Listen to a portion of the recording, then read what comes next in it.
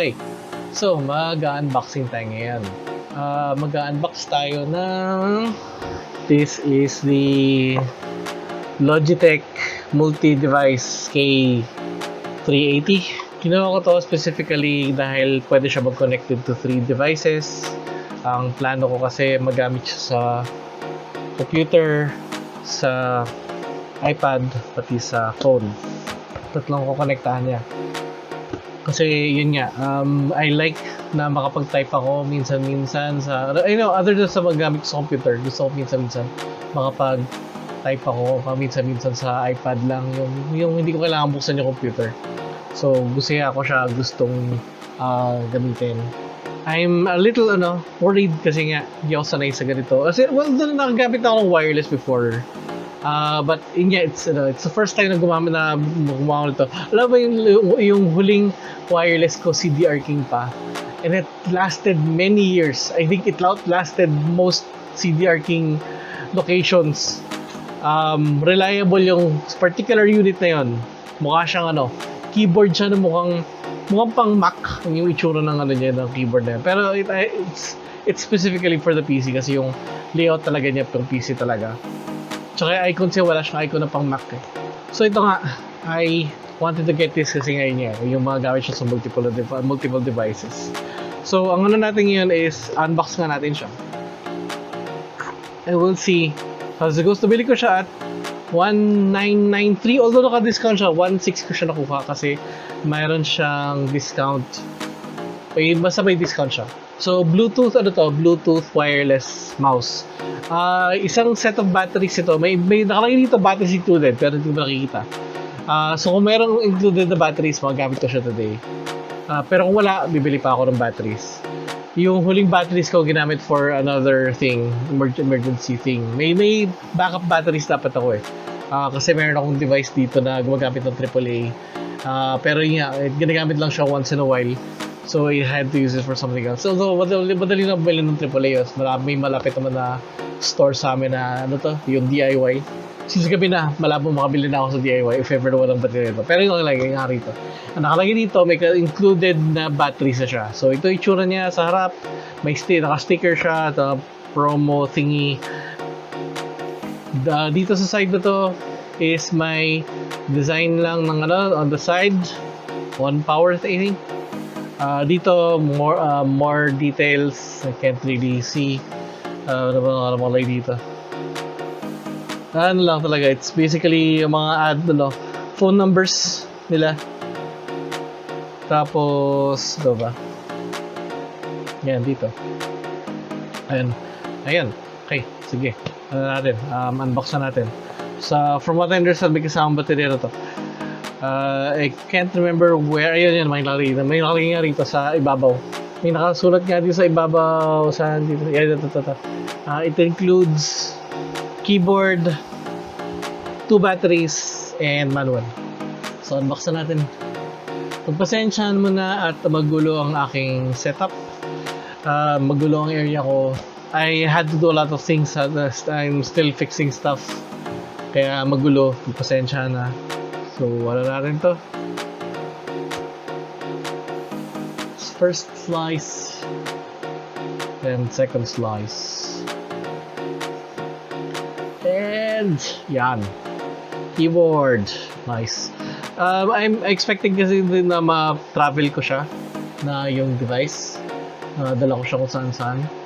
So, yun. Dito, yan. That's it. And that is it. And saan na batteries ito?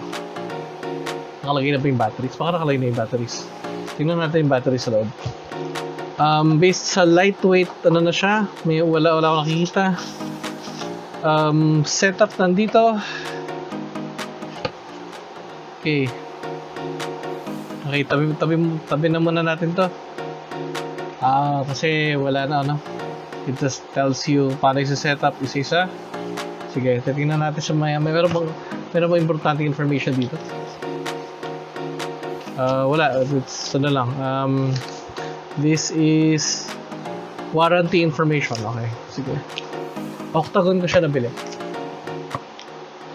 Ang rules ng Octagon is basically 7 days replacement. So kung ano yung warranty, it must be, I think, the store, the supplier itself. So kung mayroong local, anong pinaka-local version ng dito? O Logitech, hindi ako sure, mayroon bang Logitech office dito sa Pilipinas? I'm not so sure. So tabi muna natin to. Well, kind of tatabi. Tingnan muna natin tong keyboard. Tingnan natin tong keyboard. Oh yeah! Oh yeah, okay.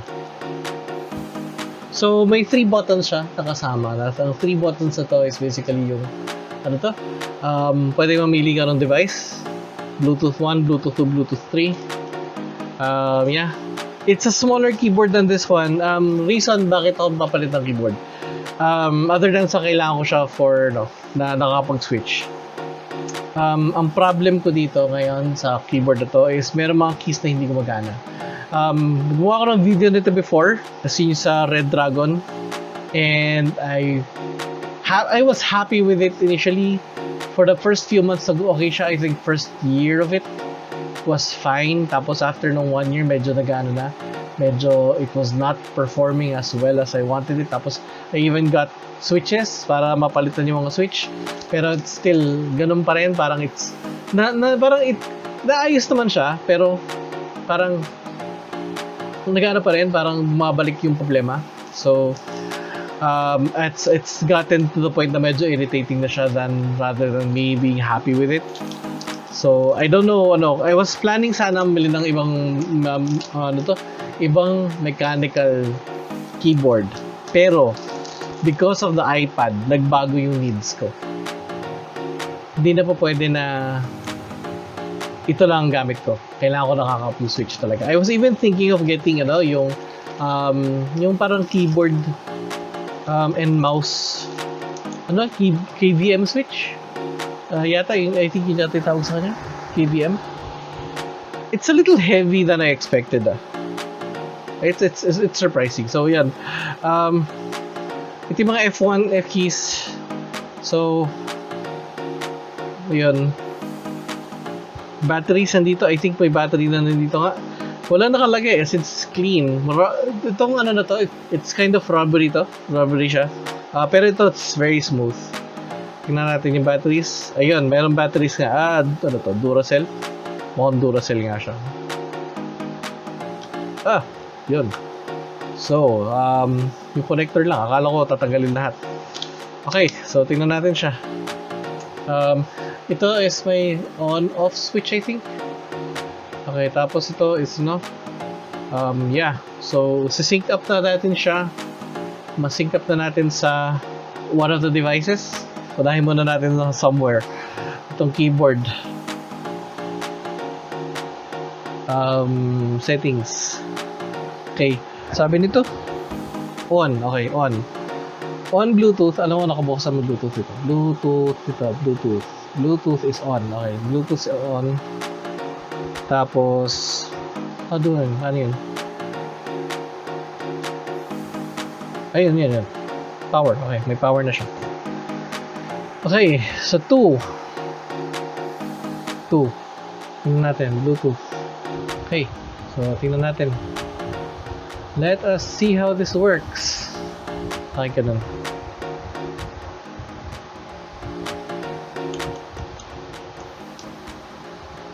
Ano ba to? Ay, nako. Ano muna tayo? Dito ba tayo sa computer?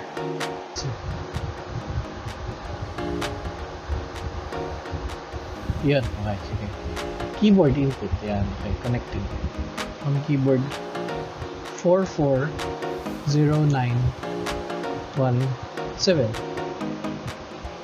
Paano kung parang ayaw mag-type? 883922. Ito. Yun. Kailangan ng enter. Okay. Ayan. Okay, sige. So, try na natin. Ayun! Gumagana na. Okay, next. So, naman tayo. So, number 2. So, settings tayo. Settings. Tapos, punta tayo sa Ito.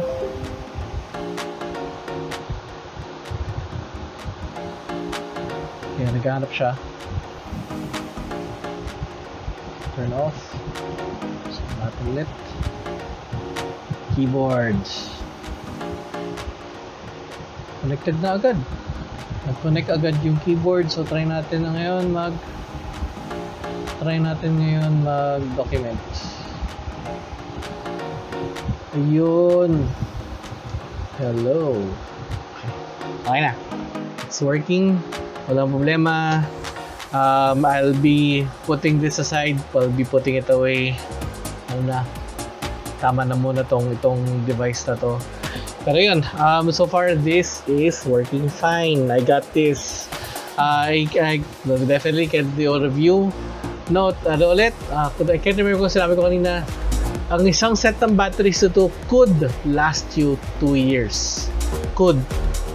In a sense, so hindi pa sure. Depende yun sa gaano kadalas mo gamitin yung keyboard. Pero potentially is 2 years na daw. So in a sense, kahit one side ako magpalit, ayos lang. Walang problema. So yan. Gaano kabilis mo mag-shift. Wari lipat ako dyan. Ayun. Okay, ayos na. So, yun yung aking video. Anyway, thank you for taking the time watching my video. Really appreciate it. Thank you very much. So, ito nga is the new keyboard. Thank you very much. I really appreciate it. You guys take care. Please like, share, and subscribe kung gusto ito mga ganito klaseng videos. So guys, thank you. You guys take care again. Thank you very much and bye-bye.